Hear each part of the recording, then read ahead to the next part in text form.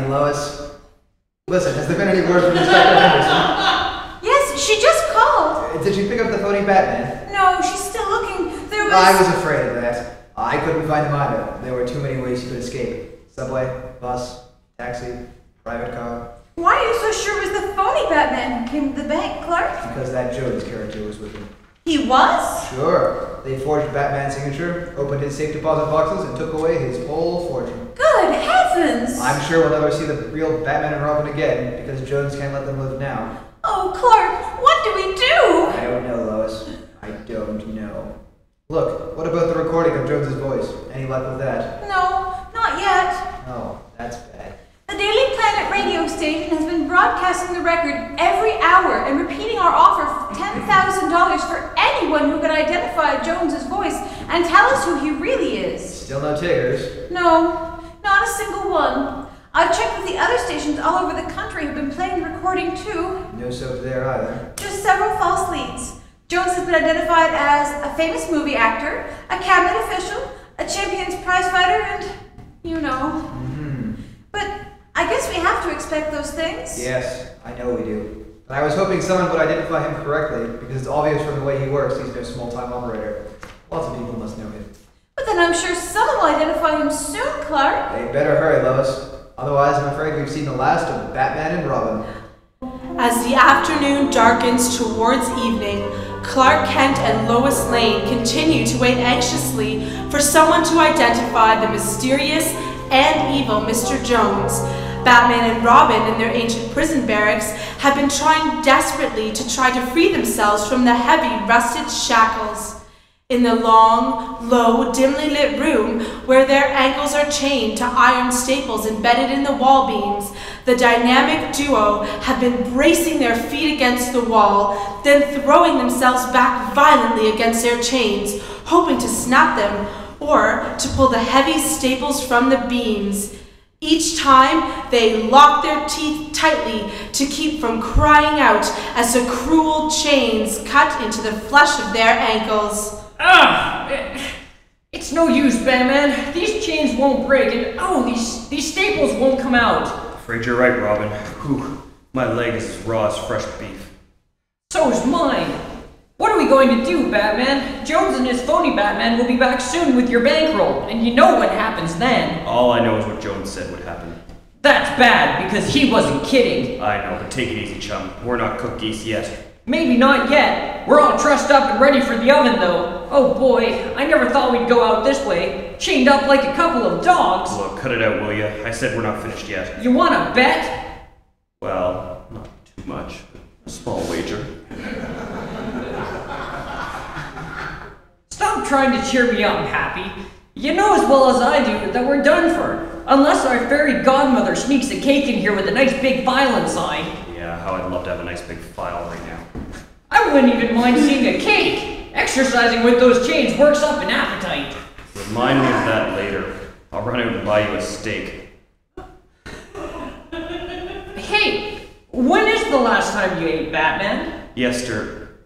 Holy smokes! Hey, never shout like that at a man when he's hungry. Cut the comedy, Robin. I just thought of something. A way to get out of here, I hope. Nothing else but. You're talking about food gave me an idea.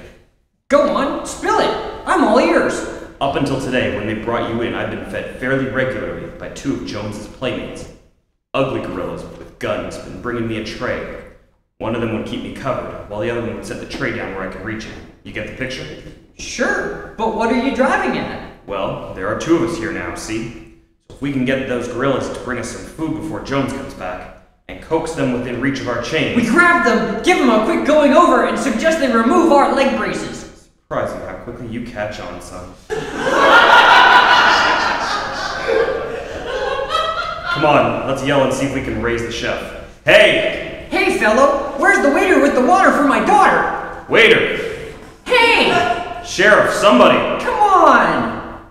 Shut up. What do you guys want? We want something to eat. Yeah, we're starving. How about a ham sandwich apiece, buddy? Forget it. Mr. Jones didn't say nothing about feeding you. Look, you've been bringing me food every day, haven't you?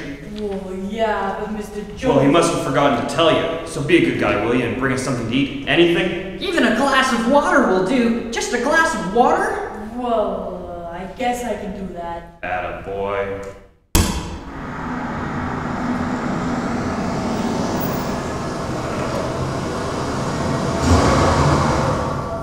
Hey, wait a minute. Car just pulled up. Must be Mr. Jones now. Oh, what a break. Never mind him. Bring us the water. Hurry.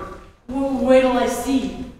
Yeah, it is Mr. Jones. I'll ask him about something for you guys. Oh, I know what Jones will say. Yeah, he'll say it with a bullet. Well, I guess it was a good idea, Batman. Yes, Robin, it was. But it came a little too late. And there goes our last chance.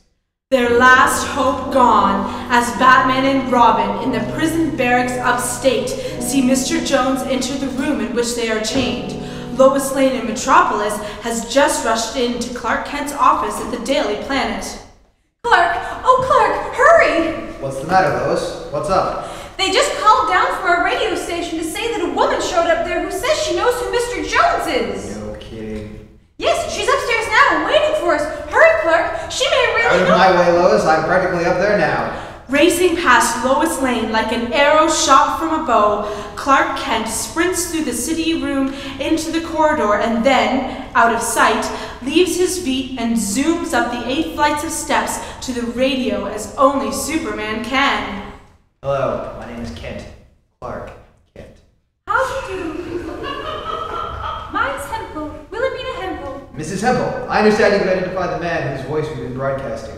Yep. Fine. Who is he? Not so fast, young man. Fellow said on the radio, I get $10,000 if I tell you who belongs to that voice. That's right. So, I ain't saying nothing till I see the money. But you'll get the money, Mrs. Hempel. After all, the offer is made by the Daily Planet, the largest newspaper in Metropolis, and will pay off. Just tell me who owns that voice so I can go after him. There are 2 lives at stake. Well, maybe so, but I want to see that money. No maybes about it, believe me. Now, if you really know whose voice is on the recording, in the name of heaven, tell me. Like I said before, young fella, I'll tell you when I see the $10,000. The Great Scott! I... Would do you no good to get hot into the collar either. I know my rights. All right. You stay here. I'll go down to the cashier and have a check drawn. Okay, Mrs. Hempel, here's your check, drawn to your order. Fine, let's have it. No. I'll hold it, if you don't mind, until you identify the voice. If you can. I can. Fellow owns that voice is Mort Vila. Now give me the check. Just a minute. Who's Mort Vila? Fellow rides around out in the country, making speeches against what he calls foreigners, and saying for us not to send no help to the starving folks in Europe. Great Scott, I think you hit it. That's the man I heard once way up in Maine. Yes, now I recall. It's his voice on the recording. Sure it is. Give me my check. Here you are, Mrs. Hempel. Much obliged. Easiest money I ever made in my life. Wait a minute. Tell me, do you know where this Mort Vila is now? Didn't say it on the radio. I had to say that. You don't, but I've got to find this man quickly, because he's holding a man and a boy prisoner. As a matter of fact, it may already be too late to save their lives. Is that a fact? Yes. If you could help me find this Vila quickly. Say, maybe I can at that. You do know where he is? Don't know for sure, but this Vila, he's got some kind of society. Calls it the No Help for Europe or Nothing for Foreigners. I don't recollect just exactly what. It's important. Try to remember, please. Can't seem to. Never paid no attention coming. I don't hold with fellows like him. Always trying to stir up bad feelings. No good. That's right. Now, if you can remember the name of his outfit, I can trace him and maybe then Well, I can't. Come to think of it though, the name and the address too are on his envelopes. Oh. The ones he sends out asking for contributions. Wonderful. Do you have one of them? Seems to me I should have. Always keeps envelopes to figure my taxes on. Saves buying paper. Good. Can you let me have one of them right away? Well, they're at home, up on the farm. It's just below Mayfield, about 90 miles upstate. Only 90 miles? Well, we can be there in a minute or two. Come on, Mrs. Hempel. Be there in a minute or two. Do you know what you're saying, young fella? That is... Look, Mrs. Hempel, you've heard of Superman, haven't you?